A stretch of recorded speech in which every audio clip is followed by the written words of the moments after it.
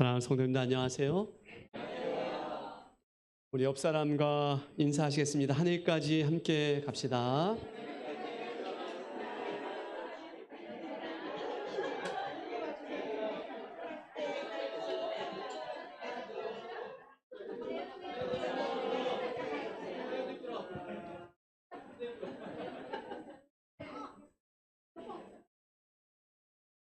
감사합니다. 봄이 되어서 장애월곡교회가 기지개를 좀 펴면서 밖에 보셨나요? 아주 예쁜 카페가 하나 만들어졌어요. 여러분들 곳곳에서 앉아서 이렇게 이야기 나누면서 좋은 시간을 가질 수 있도록 이렇게 또 우리 장로님들 또 집사님들이 수고해 주셨습니다. 또 정말 보고 싶었던 우리 집사님들, 서은정 집사님, 이미안 집사님 진심으로 환영합니다. 너무 뵙고 싶었습니다. 감사합니다. 오늘 특별한 주제를 좀 함께 나누기 원합니다.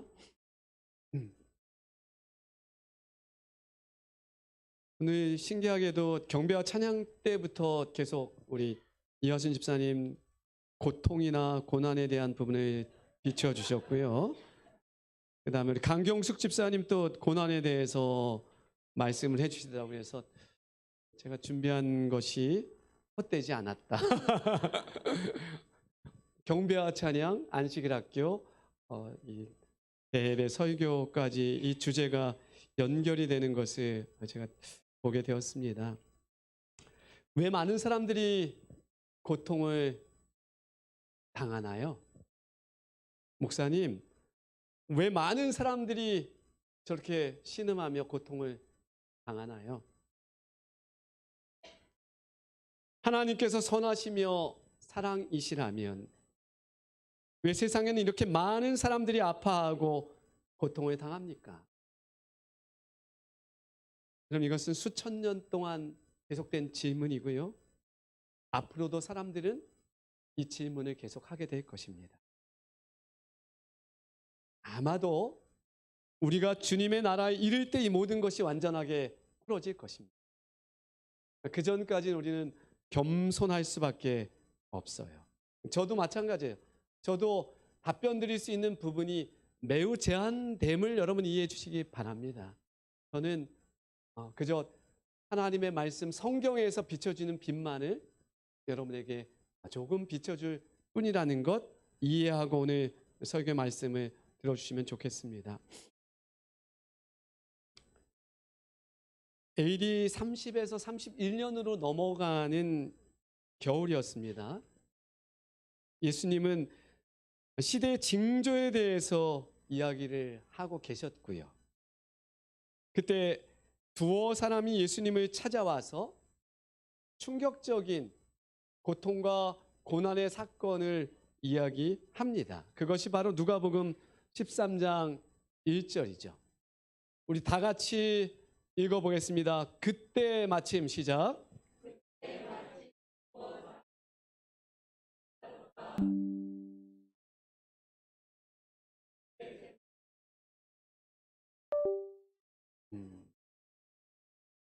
표현이 조금 어렵습니다. 그죠? 어떤 사건 같아요? 어떤 사건이요? 두어 사람이 와서 빌라도는 우리가 너무나 잘 알고요. 어떤 갈릴리 사람들의 피를 그들의 제물에 섞은 일로 예수께 아뢰니. 표현은 조금 어려운데 사실 역사적으로 풀어보면 이 사건은 빌라도의 군대가 성전 뜰 안까지 침입해가지고요. 거기서 제물을 드리려고 짐승을 잡고 있던 갈릴리 사람들을 죽인 사건이에요. 그러니까 성전 안에서 하나님께 제물을 드리려고 성전 예식을 이렇게 준비하던 갈릴리 사람들이 어떻게 된 거예요? 죽었어요. 요세푸스의 기록에 보면요, 6월절 제사 때 3천 명의 유대인들이 학살당하기도 했어요. 한번 여러분 더 기가 막힌 것은 또 다른 사건 때는 2만 명의 사람을 학살했다는 기록도 나오고 있어요. 너무나 끔찍한 사건이죠. 그러니까 왜 그런가? 빌라도나 로마의 정치에 유대 이 백성들이 자주 이 소동을 일으켰잖아요. 계속 대항하고. 그러니까 빌라도와 그 군대가 그 일을 폭력으로 완전히 진압하면서 이런 참상이 벌어졌다라고 이야기하는 것이죠.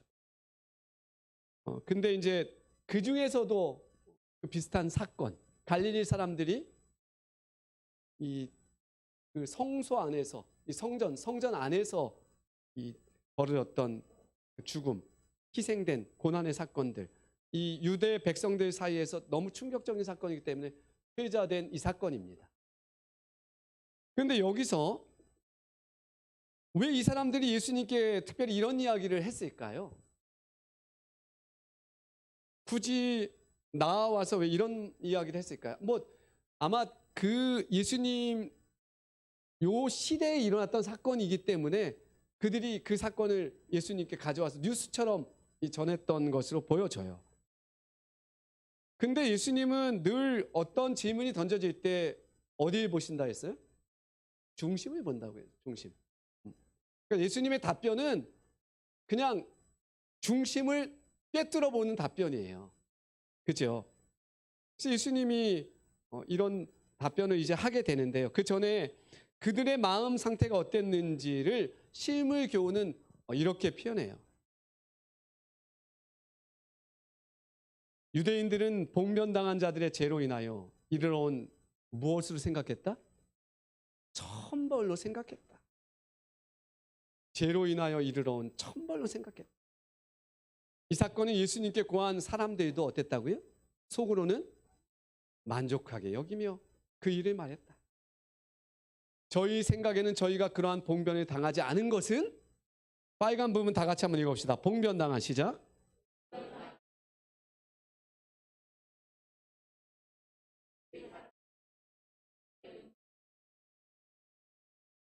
참 사람이 죄인이에요. 죄인이에요. 그죠?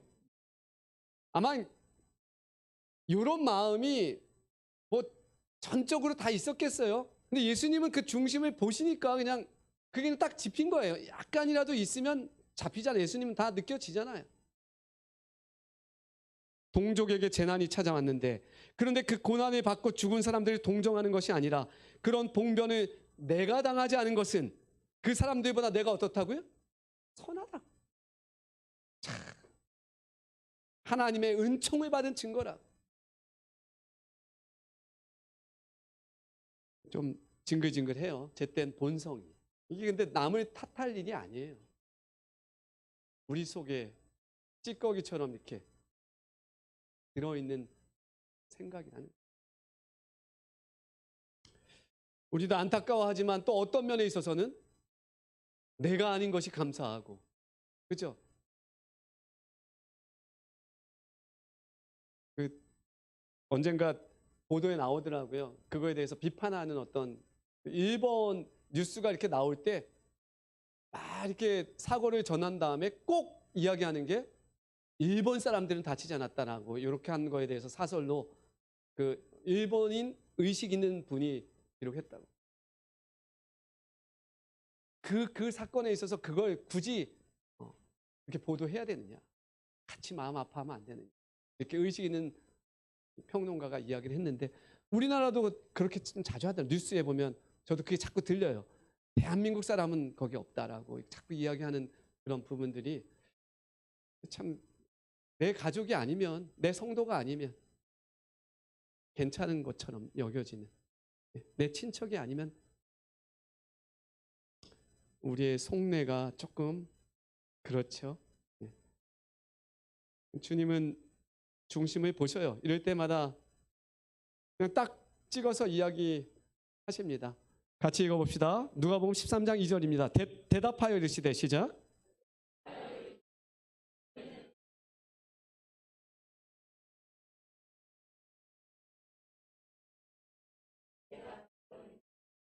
기본에 깔려 있는 게 뭔지를 그냥 딱 짚으셔요, 예수님은. 그죠? 그들이 어떤 속내였는지를 그냥 딱 죄와 연결시키는 것을 그냥 딱. 그들이 더 죄가 많아서. 예수님 답변이 뭐예요? 오늘 설교 제목이죠. 13장 3절입니다. 같이 읽어보겠습니다. 시작.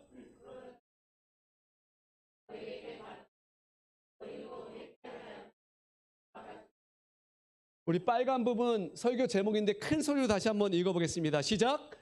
그렇지 않다. 그렇지 않다. 그렇지 않다. 예수님의 답변은 그렇지 않다. 그렇지 않다.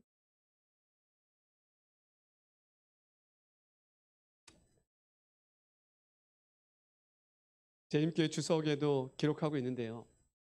이 대담에는 소식을 전한 자들과 예수 주위에 모여있던 청중들이 어떤 면에서 이 학살의 목숨을 잃은 자들에게 내린 무엇으로? 하나님의 심판으로 여겼다는 사실이 내포되어 있다. 예수는 이러한 판단을 단호하게 부정하고 있다. 우리 적당함부터 같이 읽어보겠습니다. 시작.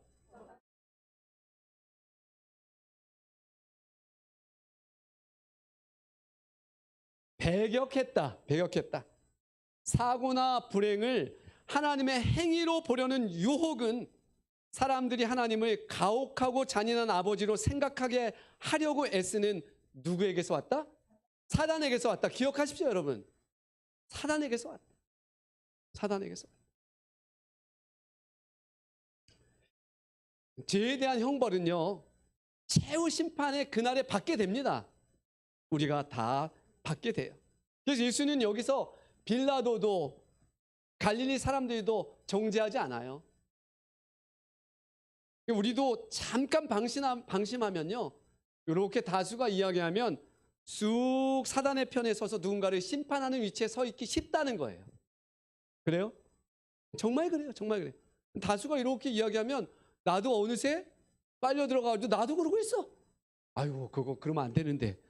그 집사 그러면 안 되는데. 정신을 우리가 바짝 차려야 됩니다. 그 집사님이 아니라 내가 정신을 차려야 돼요. 우린 누구도 심판할 권세가 없어요. 하나님의 뜻이 무엇인지 혹 안개가 드려진 것처럼 분명하게 보이지 않을 수 있어요. 우리가 기도해야 할 시간임을 기억해 주시기 바랍니다. 안개처럼 흐리게 느껴질 때는요, 그냥 우리가 뭐만 하면 돼요? 기도하면 기도할 때. 정죄할 때가 아니라는 거예요. 조금 더 나가보면 이 깜짝 놀랄 재난은 그들로 하여금 마음을 겸허하게 하고 저희 죄를 회개케 하기 위함이었다. 보응의 폭풍우가 몰려오고 있으며 머지않아 그리스도 안에서 피난처를 찾지 아니한 모든 사람들을 덮치게 될 것이다. 찜물 교훈은 조금 더 나가죠. 예수님께서 제자들에게 하신 말씀을 인용하면서 예언적 안목으로 40년 뒤에 있을 무엇을 바라보고 있어요? 예수님은 예루살렘 멸망을 바라보고 있는 거예요. 그리고 그 예수님은 또 무엇도 바라보고 있어요? 마지막 시대에 여러분들이 이 은혜의 시기에 선택하지 않게 될, 하나님을 배격하고 하나님을 밀어내고 회개하지 않고 그저 나는 내 인생 내 뜻대로 살 거야 라고 했을 때 우리도 똑같이 어떤 멸망당할 수밖에 없는 존재가 된다는 것을 이야기하고 있잖아요. 주님은 다 보고 계신 거죠. 너희도 한번 따라해 보시겠습니까? 너희도 회개하지 않으면 이와 같이 망할 것이다. 예수님의 말씀이에요. 제 얘기가 아니라. 예루살렘 멸망으로 망할 수도 있고요. 이 세계가 결국 예수님의 재림으로 마무리될 때 우리가 구원받지 못한 백성이 된다면 우리가 얼마나 겸손해야 되는지 예수님이 좀 단호하게 말씀하고 있는 것이죠. 변함없는 진리죠. 변함없는 진리. 우리 주변에도 얼마나 많은 재난이 일어났는지. 지금 뭐 경남권 너무 마음이 아픕니다. 그냥 제 주변에 있는 사람들, 부모님의 집도 하고 또 그 집 윗집에 있는 이웃은 목숨을 잃었어요. 제가 아는 목사님. 또 제가 알고 있는 과수원만 딱 남겨두고 싹 다 전소됐다라고 이야기해요. 아는 일반 사회에서 만난 우리 친구는 그렇게 이야기하더라고요. 다 타버렸다. 차라리 가수원도 타버렸으면 나았을 걸 이렇게까지 이야기하더라고요. 농사 짓기가 어렵다고 해요. 이제 다 타서. 근데 그거는 혜택을 못 받아요. 버티고 있으니까. 그렇게도 이야기해요. 그러니까 얼마나 마음이 아파요. 부모님들은 정신없이 통장 하나만 가지고 나오고 이야기하면서. 동물들은 또 어떤지 그런 재난을 통해서. 강아지들이 특별히 많이 불쌍해요. 목이 묶여가지고 많이 그렇게 긴급 구조팀들이 들어가가지고도 이렇게 건져내기도 하는데도 많이 꼬실리고 막 아파하는 그런 동물들을 우리가 보게 됩니다. 그래서 산불이 날 때 개의 목줄을 풀어주고 가라는 그런 동물 애호가들이 이야기를 하더라고요. 꼭 그렇게 해야 된다. 너무 뭐 통장 하나 들고 뛰어야 되니까 너무 급한데도 그렇게 챙겨야 된다고 이야기합니다. 제가 구도자로 여기고 자주 만나는 교장 선생님의 사모님이 계십니다. 성격이 참 좋으신 분이고 연세가 좀 있으신 분이셔요. 근데 어느 날 저와 집사람이랑 같이 이렇게 이야기를 나누게 됐는데요. 이분도 전에는 재림교회에 대한 편견이 있었다라고 솔직하게 이야기해요. 자기도 편견이 있었다. 재림교인이 아니죠. 왜냐하면 주변 사람들이 하는 말을 들어보니까 좀 그런 것 같더라. 그래서 편견을 가지고 있었다.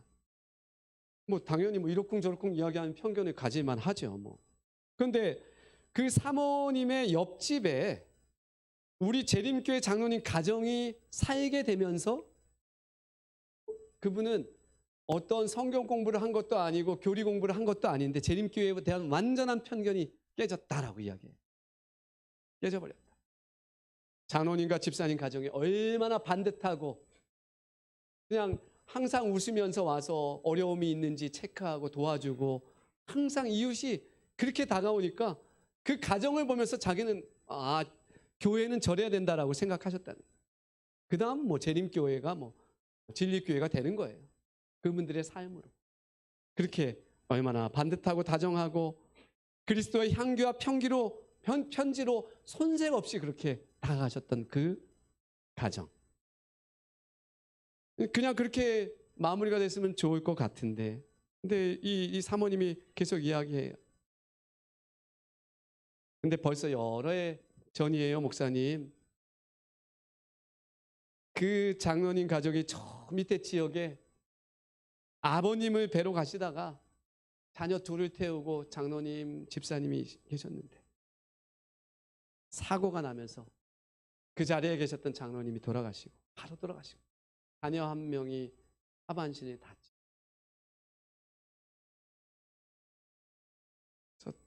너무 속상하고 안타까운 너라고 저한테 이렇게 이야기하셔요. 그리스도의 향기와 편지 같았던 그 가정이 왜 이렇게 고난을 당해야 했는지. 천사 같은 그들이 주님의 명령대로 이웃을 잘 섬기고 부모님에게도 효도하고 그렇게 아름다운 삶을 살았던 이 가정이 우리가 다 헤아릴 수 없어요. 수 없습니다. 왜 그런 사고가 있게 됐는지 한번 따라해 보시겠습니까? 그러나 예수님은 아십니다. 우선 예수님은 3번이나 환난과 고통, 사고 이런 것들은 무죄한 사람들에게도 온다고 말씀하고 있어요. 3번이나 단호해요. 예수님은 단호해요. 자, 첫 번째는 13장 2절에서 3절. 그 갈릴리 사람들의 어떤 성전에서의 죽음에 대해서 이야기했지만 두 번째는 예수님이 또 이렇게 말씀하셔요. 같이 읽어봅시다. 또 실로암에서 시작.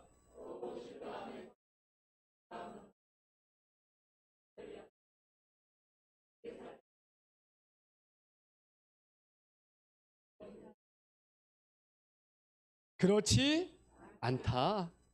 내가 너희에게 말한다. 너희도 회개하지 않으면 이와 같이 망할 것이다. 그렇지 않다. 그렇지 않다. 실로암 망대 붕괴 사건.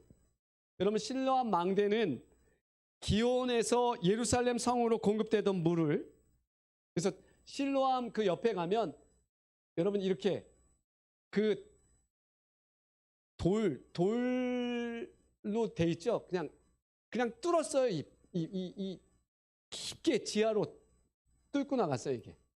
그래서 어디까지 가냐면 기온 강까지 가서 그 강이 들어오게끔 만들어 놓은 시스템이에요. 제가 거기 이렇게 걸어서 사람 한 명이 갈 때 한 저 같은 몸매면은 한 15cm 정도 남고, 덩치가 좀 있는 제 친구는 가기가 좀 어렵고, 예, 그 정도로. 근데 이제 그렇게 막 뭐 다 그런 건 아닌데 이제 사이사이 그렇게 해가지고 굉장히 길게 되어 있는 그런 곳인데, 덩치가 있는 친구는 굉장히 고생을 했어요. 거기를 이렇게 마저 그냥 쓸리고 까지고 막 그렇게, 그래도 그게 만들어져 있는 거죠, 수로가. 근데 거기 망대는 그 예루살렘 성 밖에 세워진 탑이에요, 이제. 근데 이게 빌라도가 성전 자금을 빼돌려서 이 망대를 만들어 놓은 건데요. 그 망대가 무너지면서 18명이 죽은 사건이에요. 우르르르 무너져가지고. 그것도 이 당시에 있었던 일이기 때문에 예수님께서 말씀하는 거죠. 그 사건이 발생했을 때 유대인들의 시각은 뭐였어요? 의견은 그 18명의 사람도 뭐다? 나보다는 훨씬 더 죄인이다. 다른 사람보다 죄가 많아서 무너져서 죽었다. 이 두 사건이 현대적으로 생각해 보면 이런 거잖아요. 첫 번째 사건은 교회에 와서 예배를 드리는 중에 뭐 어쨌든 강도가 들어와 가지고 죽임을 당했어요. 그들이 나보다 더 죄인입니까? 두 번째 사건은 버스를 타고 갑니다. 갑자기 다리가 어떻게 돼요? 무너졌어요. 그러면 그들이 사망한 거, 이런 거에 대해서 웅성웅성한 거예요. 유대인들이 웅성웅성. 그들이. 그럼 이럴 때 우리는 나도 모르게 엉뚱한 소리를 할 수 있다는 거죠. 엉뚱한 소리를.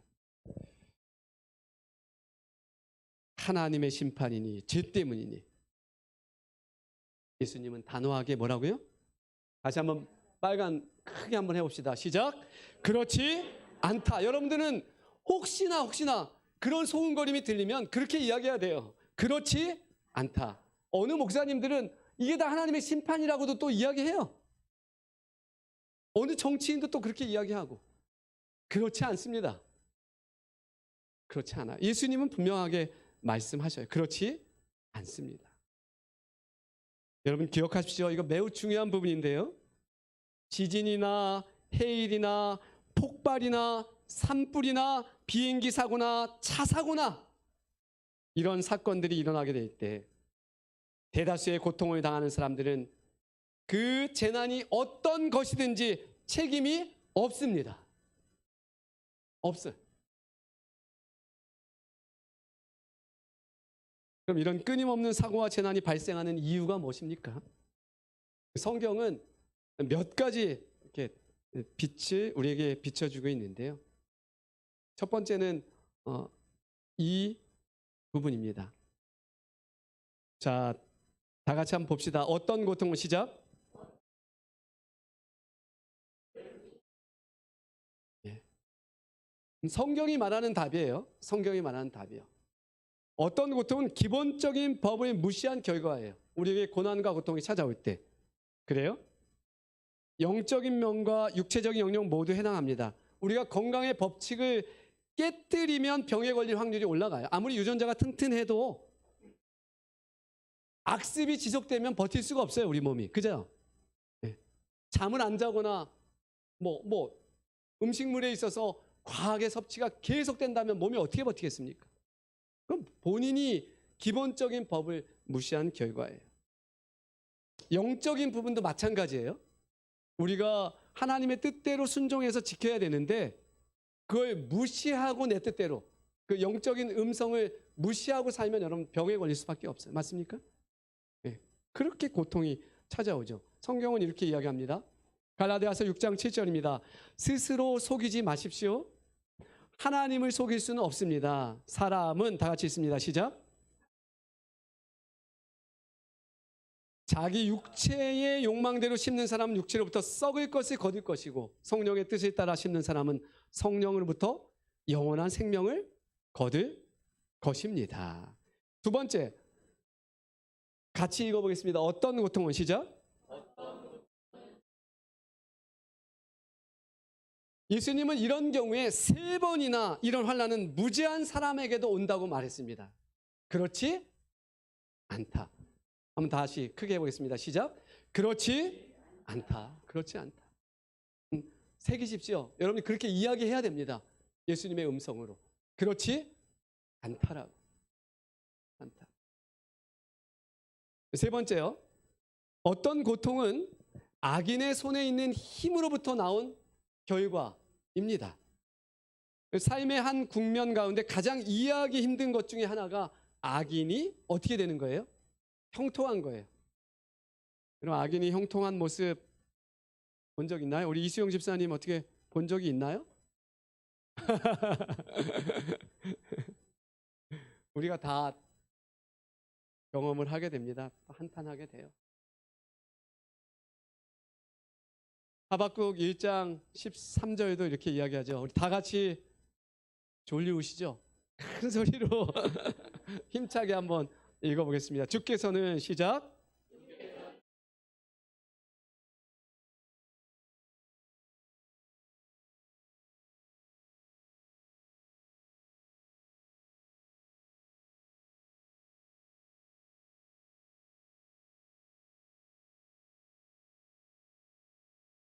아이고, 악인이 자기보다 의로운 사람을 삼키는데도 주님은 왜 잠잠하십니까? 악을 참아 보지 못한다고 하시고 패역을 참아 보지 못한다고 말씀하셔놓고 거짓된 자들은 저렇게 놔두고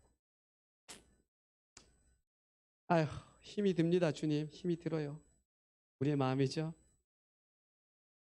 시편 73편 2절은 제가 조금 읽어볼게요. 참으로 하나님은 이스라엘을 선하게 대하시며 마음이 깨끗한 자들에게는 더욱 그리하십니다. 그러나 이제 나는 그 사실을 믿을 수 없게 되었습니다. 내 믿음을 다 잃어버린 것 같습니다. 왜냐하면 악한 사람들이 잘 사는 것을 보고 나는 그런 교만한 사람들에게 질투를 느꼈기 때문입니다. 악한 사람들인데 여기 4절이요. 그들은 마음에 뭣도 없어요? 갈등도 없고 몸은 건강하고 강합니다.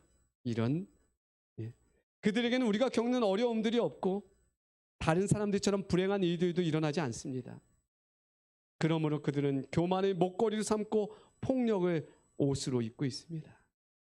그들의 굳어진 가슴에는 악한 생각이 들어있고 교만한 생각은 끝이 없습니다. 그들은 다른 사람들을 헐뜯고 악한 말을 하며 거만한 태도로 남을 위협하기도 합니다. 입으로는 하늘을 대적하고 혀로는 땅을 두루다니며 악한 말을 내뱉습니다. 하나님의 백성들도 그들을 따르는 무리와 한편이 되어 물을 들이키면서 하나님이 어떻게 알겠는가? 지극히 높은 하나님이 뭘 알고 계신가? 라고 말합니다. 이것이 악한 자들이 사는 방식입니다.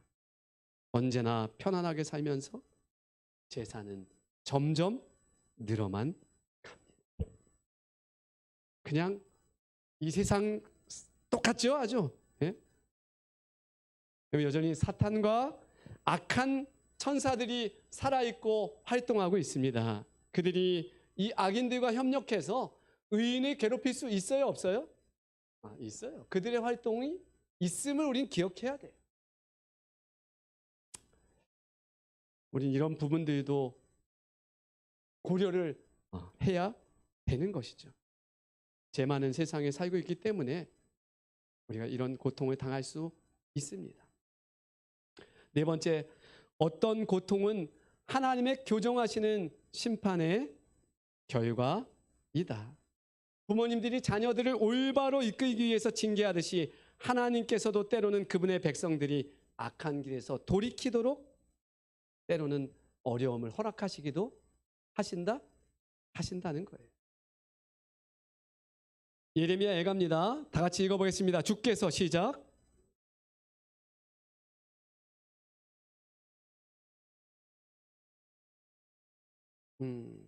히브리서 12장 10절입니다. 시작. 그들은 잠시 자기의 뜻대로 우리를 징계하였거니와 오직 하나님은 우리 유익을 위하여 그의 거룩하심에 참여하게 하시느니라. 아멘. 하나님의 징계가 우리 육신의 아버지의 징계와는 달라요. 그런데 무엇이 다르냐면 하나님은 완전하셔요. 그래서 어떤 이런 하나님께로부터 오는 징계가 있을 때 여러분 정신을 바짝 차리십시오. 그러면 하나님께서 준비한 놀라운 선물이 기다릴까요? 안 기다릴까요? 기다립니다. 틀림없이 기다립니다. 그것이 차이가 있어요.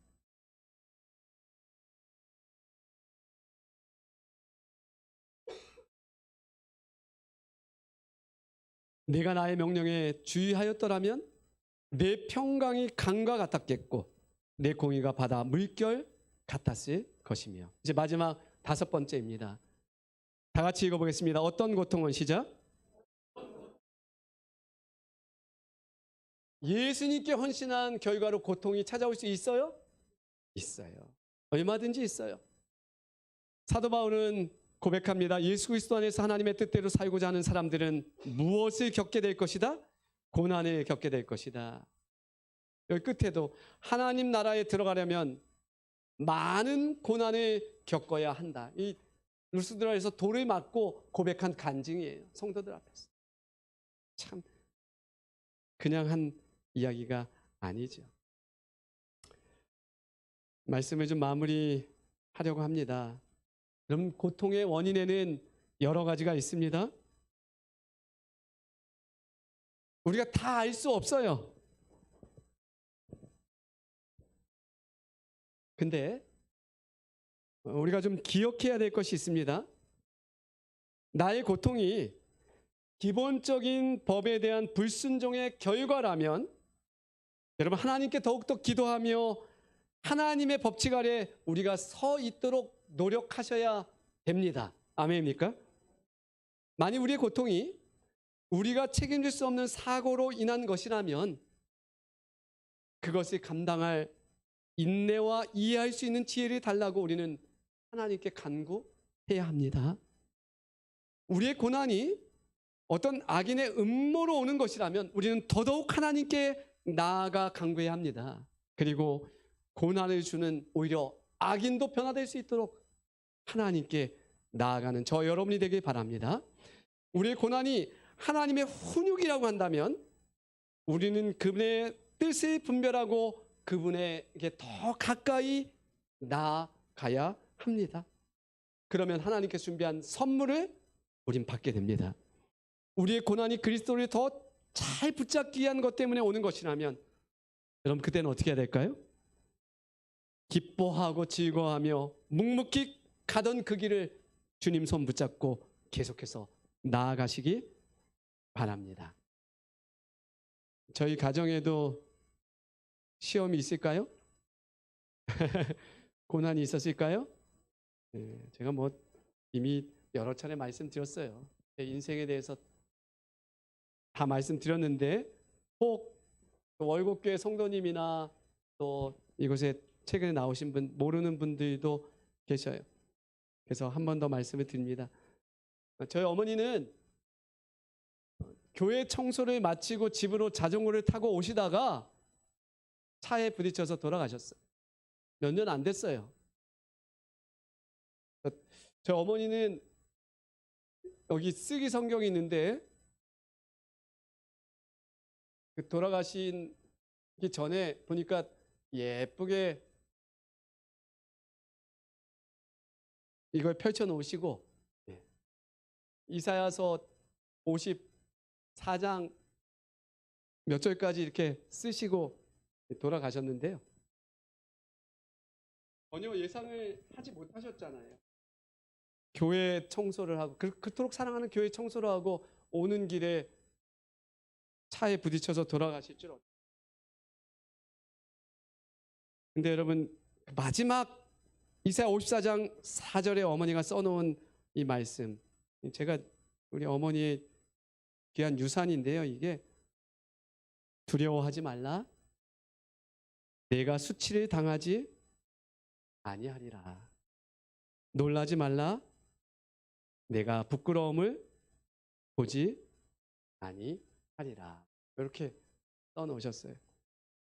하나님 믿는다고 열심히 교회 섬기고 교회 청소하고 그래도 그렇게 사고로 돌아가시면 세상 사람들이 하나님 믿는데 어떻게 그런 고난이 찾아올 수 있냐고 얘기할 것 같아서 하나님께서 이 마지막 말씀을 기록하게 해놓으셨는지. 저희 누나는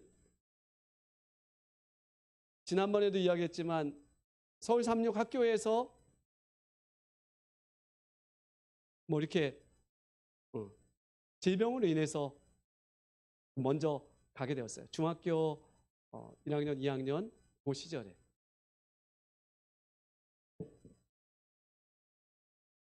저희 가정에게 얼마나 큰 고난으로 다가왔겠어요. 제가 지난번에 얘기했지만 그 노란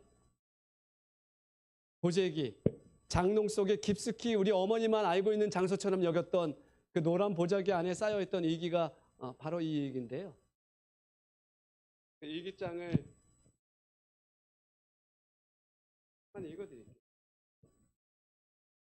중학교 1학년, 2학년 학생들은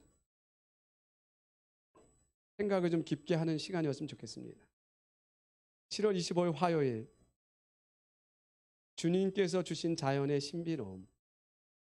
오늘은 방학식을 하고 집에 오는 길에 버스 안에서 밖의 풍경을 바라보니 의정부를 지나 올 때부터 울창한 산의 나무를 바라보며 나는 주님께서 창조하신 자연의 신비로움을 또다시 한번 느낄 수 있었다. 주님께서는 우리를 위해 이 아름답고 신비로운 자연을 우리에게 주셨는데 우리는 과연 이 세상에서 무엇을 주님께 바쳐야 할까 하고 생각해 보았다. 좀 더 주님의 뜻대로 주님의 말씀에 따라 이 세상을 좀 더 믿음으로써 살아가리라 하고 굳게 주님께 약속드렸다. 누나가 눈 감기 한 2달 전에 그 일들이에요. 얘기입니다. 1달 전쯤에 하나만 더 읽어드릴게요.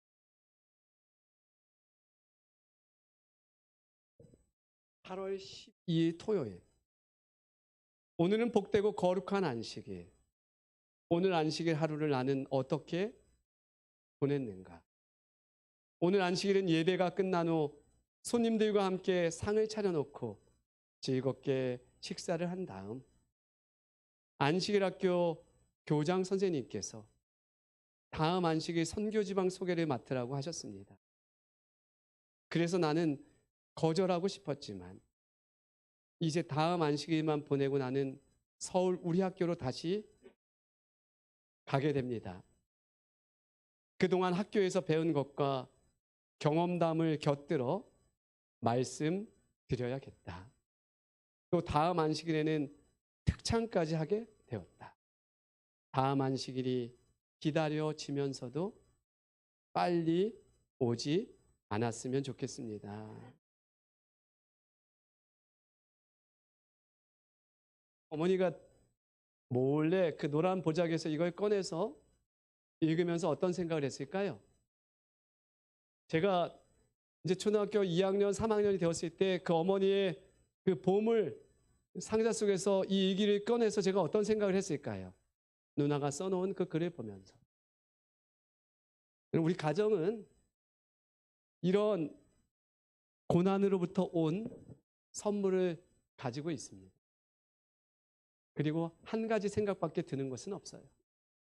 그것은 꼭 하늘에서 우리 누나를 나도 열심히 주님 잘 믿다가 만나야 겠다. 우리 어머니를 꼭 어머니처럼 나도 신앙생활 열심히 해서 만나야. 여러분, 어떤 고난도 우리를 하나님께로 향하게 만드시게 되길 간절히 소원합니다. 그러면 되는 거예요. 그러면 되는 거예요. 인생 별거 없어요. 고난은 계속 올 거예요.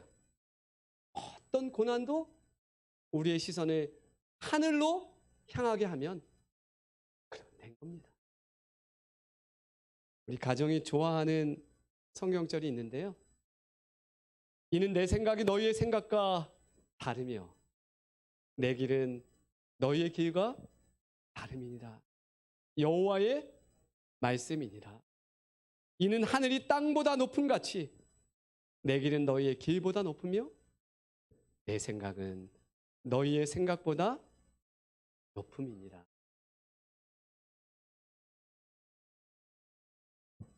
예. 고난 속에 눈물 짓고 계신 예수님 바라보면서 여러분 승리하시게 되길 바랍니다. 다 함께 일어나셔서 찬미하겠습니다.